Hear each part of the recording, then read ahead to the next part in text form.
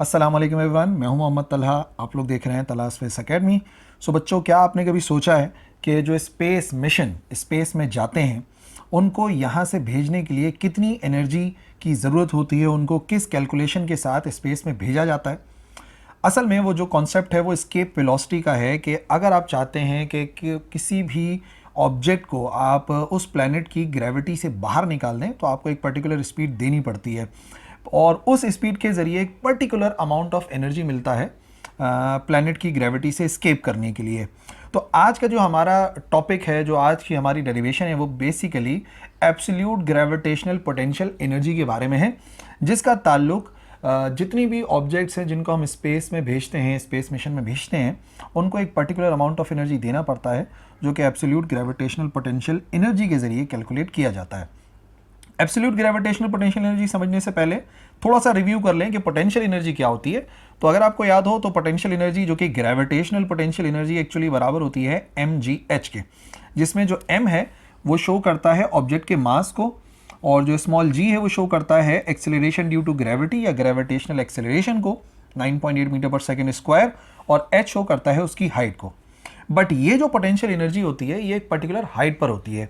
यानी कि अगर फॉर एग्जांपल ये अगर हॉरिजॉन्टल सरफेस है, अर्थ की सरफेस है, और कोई बॉडी यहाँ पर मौजूद है जिसका मास m है और ज़मीन से उसकी हाइट h है, तो इस पॉइंट की जो पोटेंशियल एनर्जी है वो बेसिकली mgh के बराबर होती है, जो कि हमने यहाँ पे लिखा हुआ भी है, potential energy is equal to mgh।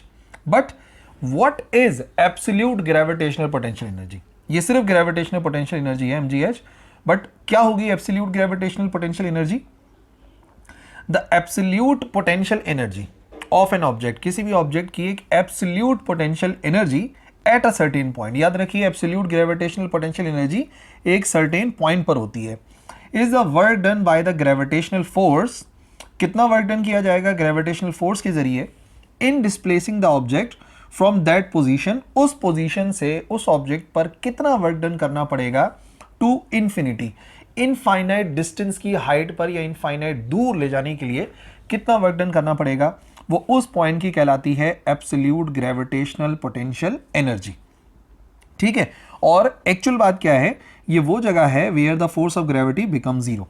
ये वो पॉइंट होगा जो इनफाइनाइट डिस्टेंस पे होगा अर्थ की सरफेस से, जहां पर वैल्यू ऑफ जी यानी कि acceleration due to gravity zero होगी, फोर्स ऑफ ग्रेविटी बराबर हो जाएगी जीरो के।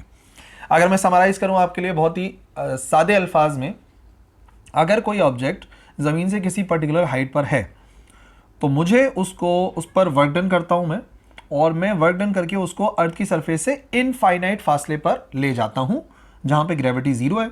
तो मुझे कितना वर्क डन करना पड़ेगा उसे ही कहते हैं एब्सोल्यूट ग्रेविटेशनल पोटेंशियल एनर्जी। ठीक है, आई होप समझ में आ गई होगी अब डेफिनेशन। और एक्चुअल बात यह है कि डेरिवेशन करनी है हमें, तो डेरिवेशन के लिए सबसे पहले हमने अर्थ को सपोज करा, अर्थ का रेडियस आर ई के बराबर है और अर्थ का जो मास है वो एम ई के बराबर है। ठीक है, हमने अर्थ को सपोज कर लिया, mass of earth is equal to M E and radius of earth बराबर है आर ई के। और इसी लाइन पर, ये जो सेंटर से लाइन गुजर रही है, यहीं पर ही एक पॉइंट सपोज कर लेते हैं, पॉइंट ए, जिसका अर्थ के सेंटर से जो डिस्टेंस है R1 है, जो रेडियस है या डिस्टेंस है अर्थ के सेंटर से वो R1 के बराबर है। यहाँ पर कोई बॉडी जो है मौजूद है और यहाँ से हम बॉडी को ले जाते हैं एक दूसरे पॉइंट पर जो कि पॉइंट बी है, जो कि अर्थ से कितने फासले पर है, Rn के फासले पर है। ए का फासला बराबर है R1 के और बी का फासला बराबर है Rn के। अब आप सोचोगे, मैं तो कह रहा था कि इनफाइनाइट डिस्टेंस दूर है, वो ठीक है, इनफाइनाइट डिस्टेंस दूर है, बट अभी फिलहाल मुझे ग्रेविटेशनल पोटेंशियल एनर्जी निकालनी पड़ेगी, फिर उसको एब्सोल्यूट बनाएंगे। अभी फिलहाल दोनों पॉइंट हमें नोन है, किसी बॉडी को पॉइंट ए से पॉइंट बी तक वर्क डन करके लेके जाया जा रहा है। एक तक का डिस्टेंस जो है वो R1 के बराबर है और बी तक का डिस्टेंस जो है वो Rn के बराबर है। बट क्योंकि ये दोनों फासले बहुत ज़्यादा हैं, जो दोनों पॉइंट्स हैं ये एक दूसरे से काफ़ी फासले पर हैं, तो जो ग्रेविटी है वो ए पर और बी पर डिफरेंट होगी। सही ना, तो मैं ग्रेविटी का कोई एक फॉर्मूला तो अप्लाई नहीं कर सकता, क्योंकि यहाँ पर वैल्यू ऑफ जी डिफरेंट होगी, यहाँ पे वैल्यू ऑफ जी डिफरेंट होगी। तो ऐसी सूरत में हमें क्या करना होगा, इसका भी एक हल है। वो ये है कि जो इतना लंबा डिस्टेंस है ना ए से लेके बी तक का, इसको हम स्मॉल पार्ट्स में ब्रेक कर देते हैं, छोटे छोटे पार्ट्स में ब्रेक करते हैं कि उस पर्टिकुलर रीजन के अंदर जो वैल्यू ऑफ जी है या फोर्स ऑफ ग्रेविटी है वो सेम रहेगी। ठीक है, छोटे छोटे पार्ट्स में ब्रेक कर दिया। फॉर एग्जाम्पल पार्ट 1 2 3 4 और जो लास्ट वाला पार्ट है उसको नाम दे दिया आर एन का।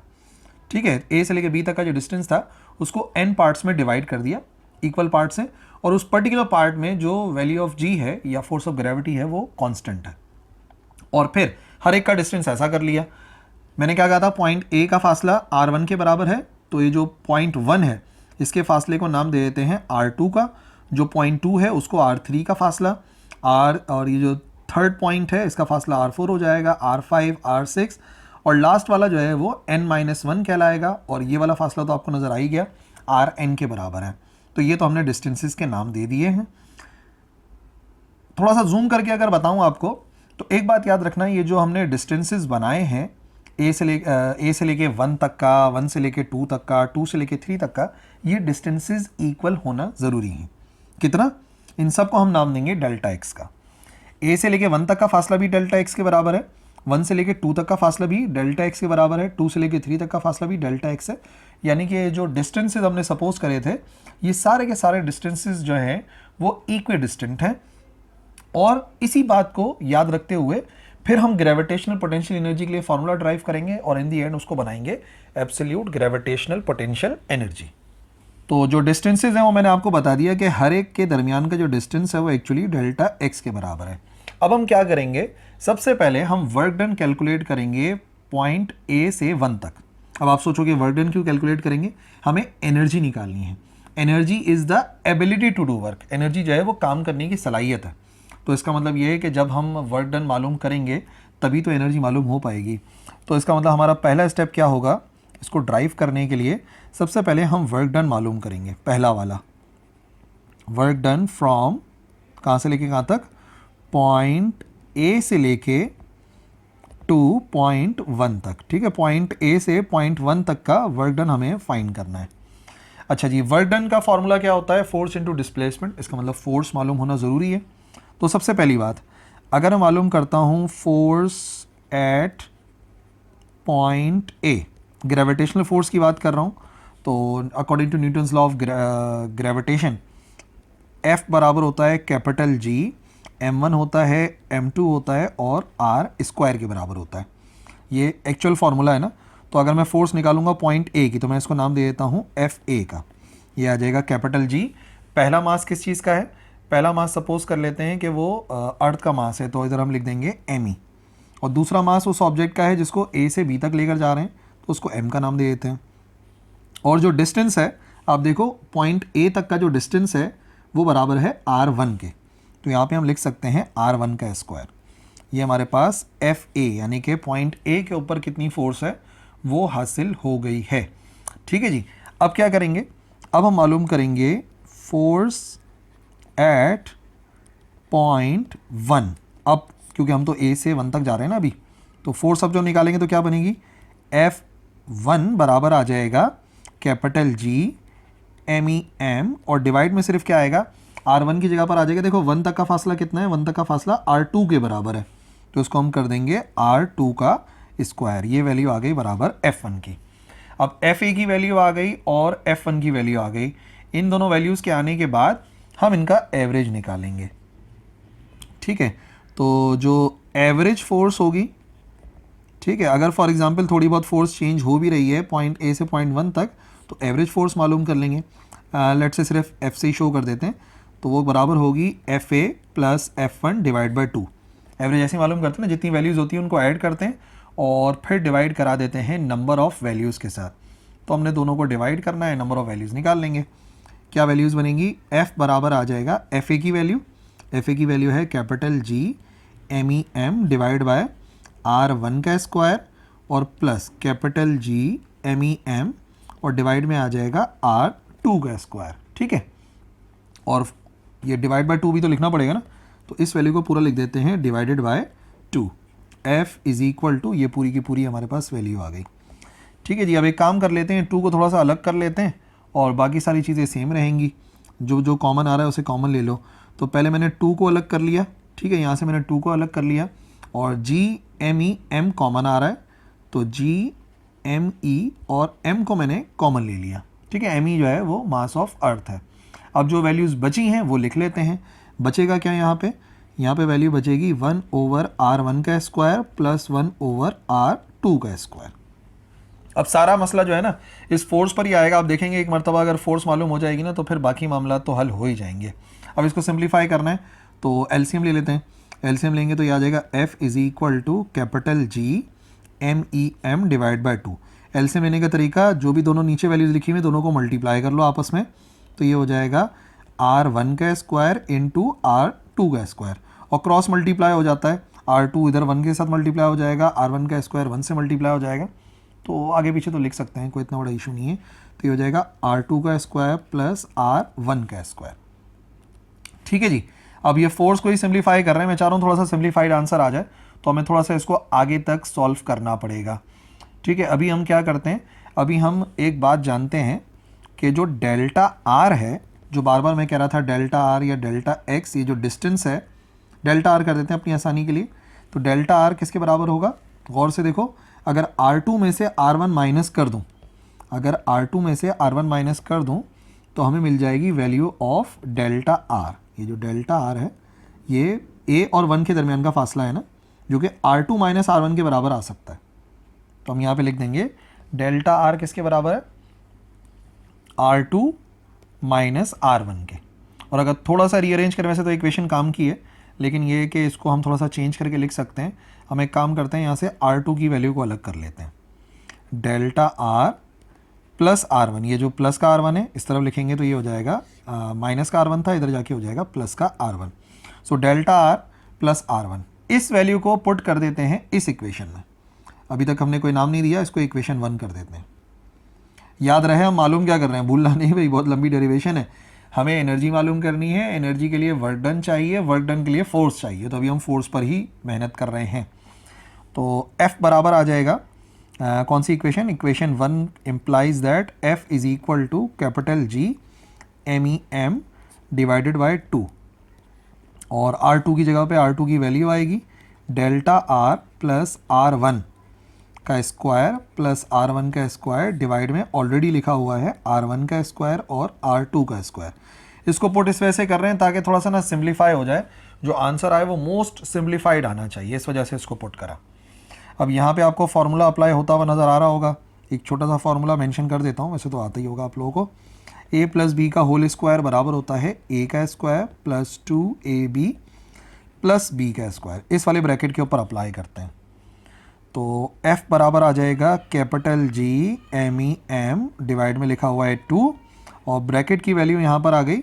सबसे पहले लिखना पड़ेगा डेल्टा R का स्क्वायर, ठीक है, डेल्टा R का स्क्वायर प्लस 2, ये आ गया डेल्टा R इंटू R1, और फिर आ जाएगा R1 का स्क्वायर प्लस R1 का स्क्वायर दोबारा से लिखा हुआ है, और डिवाइड में लिखा हुआ है R1 का स्क्वायर और R2 का स्क्वायर। ठीक है जी। अब यहाँ पर एक अहम बात जो है ना समझने वाली, वो ये है कि हमने जानबूझ के ये जो स्मॉल पार्ट्स में ब्रेक किया था ना, इसको छोटे छोटे पार्ट्स में, तो इसका मतलब एक बात कंफर्म है, सिंस ये जो वैल्यू है डेल्टा आर की वो काफ़ी छोटी है, और ये बात आपने याद रखनी है कि जब वैल्यू छोटी होती है तो उसका स्क्वायर अप्रॉक्सीमेटली बराबर हो जाता है 0 के। ठीक है ना, हम उसको निगलेक्ट करेंगे, इसको हम क्या कर देंगे, निगलेक्ट कर देंगे, क्योंकि जब वैल्यू बहुत छोटी होती है तो उसका स्क्वायर करते हैं तो वो और छोटी हो जाती है, और जब वैल्यू और छोटी हो जाती है तो उसको निगलेक्ट कर सकते हैं, 0 के बराबर कर सकते हैं। अच्छा, इस डेल्टा आर को 0 नहीं करना, डेल्टा आर छोटा है लेकिन वो 0 नहीं है, लेकिन हाँ जब उसका स्क्वायर करते हैं तो अप्रॉक्सीमेटली 0 के बराबर आ जाता है। देयरफॉर F की वैल्यू आएगी कैपिटल G MEM और डिवाइड में लिखा हुआ है 2। अब डेल्टा आर का जो है वो 0 करो और उसके बाद की वैल्यूज़ देखते हैं। ये 0 हो गया, ब्रैकेट ओपन, ये आ गया 2 डेल्टा आर, साथ में लिखा हुआ है R1, और इधर हो गया 2R1 का स्क्वायर, और डिवाइड में लिखा हुआ है R1 का स्क्वायर और R2 का स्क्वायर। ठीक है, समझ में आ गई ना बात, बस सिर्फ इसको 0 कर दिया मैंने, इस वैल्यू को हटा दिया, बाकी सब अपनी जगह पर है। अभी आप देखिए कुछ कॉमन आ रहा है, कॉमन ले लो, जो कॉमन आ रहा है, कॉमन आ रहा है 2 को कॉमन लेंगे तो F is equal to capital G MEM divide by 2, common आ गया यहाँ से 2, और बचा क्या क्या, यहाँ बच गया delta R R1 plus R1 का स्क्वायर, और डिवाइड में लिखा हुआ है R1 का स्क्वायर और 2 का स्क्वायर। ठीक है जी, 2 से 2 हो गया कैंसिल। ठीक है, अब अगर आपके जहन में आ रहा है कि यार यहाँ से तो R1 भी कॉमन आ रहा है, तो आप R1 भी कॉमन ले सकते हैं, इतना बड़ा इशू नहीं है। R1 को कॉमन ले लेते हैं। यहाँ से अगर R1 को कॉमन लिया, अगले स्टेप में F is equal to capital G MEM, R1 common ले लिया। अब R1 को कॉमन लेने के बाद जो बचा है उसे लिख देते हैं। यहाँ पे बचेगा डेल्टा R और प्लस का R1, और डिवाइड में क्या लिखा हुआ है, डिवाइड में लिखा हुआ है R1 का स्क्वायर R2 का स्क्वायर। क्या कैंसिल हुआ, R1 से एक R1 हो गया कैंसिल। अब ज़रा इस वैल्यू को याद करो, ये किसके बराबर थी, ये वाली वैल्यू खुद बराबर है R2 के। हम लिख देते हैं, मेंशन कर देते हैं कि जहाँ लिखा हुआ है डेल्टा R प्लस R1 वो एक्चुअली बराबर होता है R2 के। तो अगर इसकी जगह पे R2 लिखते हैं तो F is equal to capital G MEM, ये हो जाएगा R2 डिवाइड बाय R1 और R2 का स्क्वायर। तो इसका भी स्क्वायर ख़त्म हो गया। अब सिर्फ क्या बच गया, फोर्स का क्या आंसर बच गया, F बराबर आ गया capital G MEM divided bye R1 R2। सही है भाई, अभी तक हमारी जो सारी मेहनत है वो है फोर्स को मालूम करने में। हालांकि आपको याद रखना है, भूलना नहीं है, हमें एनर्जी मालूम करनी है, एब्सोल्यूट ग्रेविटेशनल पोटेंशियल एनर्जी। वो तब मालूम होगी जब ग्रेविटेशनल पोटेंशियल एनर्जी आएगी, और ग्रेविटेशनल पोटेंशियल एनर्जी तब मालूम होगी जब हम वर्क डन निकालेंगे, और वर्क डन तब आएगा जब ये छोटे छोटे सारे वर्क डन पता लग जाएं। और फिर वर्क डन के लिए ज़रूरी था फोर्स को मालूम करना। अब फोर्स आ गई है, अब हम आ जाएंगे वर्क डन को निकालने के लिए। तो इस्तेमाल करते हैं according to the definition of work. अगर हम डेफिनेशन इस्तेमाल करते हैं वर्क की, तो work is the dot product of force and displacement. और कहाँ से ले कहाँ तक निकाल रहे हैं, वैसे तो पहले फार्मूला लिख के दिखा देता हूँ। W बराबर होता है F डॉट S के, और जब डॉट को हटाते हैं तो W बराबर आता है FS cos थीटा के। अब हमें जो वर्क डन चाहिए वो चाहिए work done from point A two point 1। तो अब थोड़ा सा फ़र्क आ जाएगा ना, इस वर्क डन को हम लिख देते हैं कुछ इस तरीके से, वर्क डन जो पॉइंट A से पॉइंट 1 तक का आ रहा है। ठीक है, पहले पॉइंट का नाम पॉइंट A था। ठीक है, तो क्या बनेगा, ये हो जाएगा F डॉट डेल्टा R। ठीक है, और F डॉट डेल्टा R को हम क्या लिख सकते हैं, F delta R cos theta. ये बात समझ गए ना, डेल्टा R क्यों लिखा, क्योंकि आप नोट करो तो A से लेके 1 तक का फासला डेल्टा R के ही बराबर है, तो डिस्टेंस को जाहिर सी बात है डेल्टा R ही लिखेंगे। अच्छा जी, सेम डायरेक्शन में है फोर्स भी, ये F और R जो है वो सेम डायरेक्शन में, तो सेम डायरेक्शन के लिए एंगल बराबर होता है 0 डिग्री के, और अगर एंगल बराबर है 0 के तो cos 0 बराबर होता है 1 के। अब जो हमारे पास फॉर्मूला बन गया वर्क का, वर्क जो कि पॉइंट A से पॉइंट 1 तक का है, वो आ जाएगा सीधा सीधा F डेल्टा R के बराबर। अब F की वैल्यू भी पता है आपको, और डेल्टा R की वैल्यू भी पता है। डेल्टा R तो ये रहा R2 माइनस R1, और F हमने ये वाली वैल्यू निकाली थी, दोनों लिख देते हैं। तो वर्क आएगा A से लेके 1 तक का, F की जगह पे capital G MEM divided bye R1 R2 आया था, और जो डिस्टेंस है वो बराबर है R2 माइनस R1 के। R2 माइनस R1 के, अगर आप भूल गए तो मैं दिखा दूं। ठीक है जी, थोड़ा सा अब इसको और सिंप्लीफाई करना पड़ेगा बच्चों। कैसे करेंगे, वर्क डन A से लेके 1 तक बराबर आएगा कैपिटल G MEM, और इसको साथ में ही लिख देते हैं। ठीक है, कैपिटल G MEM, इसको ऐसे करके लिख रहा हूँ, देखो ऊपर लिखा हुआ है R2 माइनस R1 और नीचे लिखा हुआ है R1 और R2। एलसीएम ब्रेक करते हैं, दोनों के नीचे बारी बारी आ जाएगा। तो वर्क आएगा A से लेके 1 तक का कैपिटल G MEM, R2 के नीचे भी आएगा R1 और R2, और R1 के नीचे भी आएगा R1 और R2। इधर R2 से R2 कैंसिल, यहाँ पे R1 से R1 कैंसिल। तो हमारे पास वर्क डन का आंसर तो आ ही गया। A से लेके 1 तक का जो वर्क है वो कैपिटल G MEM, और बराबर आ गया 1 over R1 minus 1 over R2 के। ठीक है, अभी ये मत समझना काम हो गया, अभी तो पहला वर्क आया है। कहाँ से लेके कहाँ तक का वर्क आया, ये अभी वर्क आया है A से लेके 1 तक का। अब 2-4 वर्क और जो है वो सिमिलरली करके निकालते हैं, 1 से लेके 2, 2 से लेके 3, 3 से लेके 4, ताकि आपको लॉजिक समझ में आ जाए। अच्छा, अगर ये एक आंसर आए तो थोड़ा सा आप जो है वो चाहो तो वीडियो को रोक के देखो और ये देखो कि अब अगर मैं वर्क डन निकालूंगा 1 से लेके 2 तक का, अगर मैं वर्क डन निकालना चाहता हूँ 1 से लेके 2 तक का, तो वो किसके बराबर आएगा? Capital G M E M तो सेम रहेगा। अब आप देखो, जब हम ए से 1 तक जा रहे थे तो पहले ए तक का फासला आ रहा था, फिर 1 तक का फासला आ रहा था। अब 1 से 2 जा रहे हैं तो इसका मतलब अब जो फासला आएगा वो पहले 1 का आएगा फिर 2 का आएगा। पहले फासला 1 का आएगा, 1 का फासला R2 है और 2 तक का फासला R3 है। तो इसका मतलब हम इसको क्या लिख सकते हैं? इसको हम लिख सकते हैं 1/R2 माइनस 1/R3। ठीक है, और अगर ये बात समझ में आ गई तो अब तो आप जो है वो 2 से लेके 3 तक का फासला भी लिख सकते हो। क्या बनेगा? GMEM एज इट इज़ आएगा और यहाँ पर आ जाएगा 1/R3 माइनस 1/R4। लॉजिक समझ में आ गई ना? 1 2 2 3 3 4 और इसी तरीके से चलेगा। अब अगर बिल्कुल आखिरी वाले वर्क की बात करें, बिल्कुल लास्ट वाला वर्क, जो कि हो जाएगा कौन से पॉइंट से कौन से पॉइंट की तरफ? n-1। मैंने आपको बताया था ना, लास्ट वाला जो पॉइंट होगा ना, ये तो हमने n कहा हुआ है ना इसको, ये इसका जो फासला है वो Rn है। अब हम n से लेके b तक जा रहे हैं। ये जो वर्क डन है ना, इसको ऐसे लिख देते हैं, n से लेके b तक का लास्ट जो वर्क डन होगा ना, n से लेके b तक का, तो GMEM एज इट इज़ आएगा। ठीक है, n तक का फासला क्या है? n तक के फासले को हमने नाम दिया हुआ है Rn-1। ये वाला जो फासला है ना, बिल्कुल लास्ट वाला, b से पहले वाला, इसको मैं लिख देता हूँ कि ये जो फासला है ना n तक का, इसको हम बोल रहे हैं Rn-1, क्योंकि लास्ट वाला तो Rn है, तो उससे पिछले वाले को क्या नाम देंगे? Rn-1 का नाम देंगे। इस वजह से यहाँ पे Rn-1 लिख दिया और यहाँ पे लिख दिया 1/Rn। ये अलग अलग वर्क डन जो है ना सिमिलरली करके हमने लिख दिए।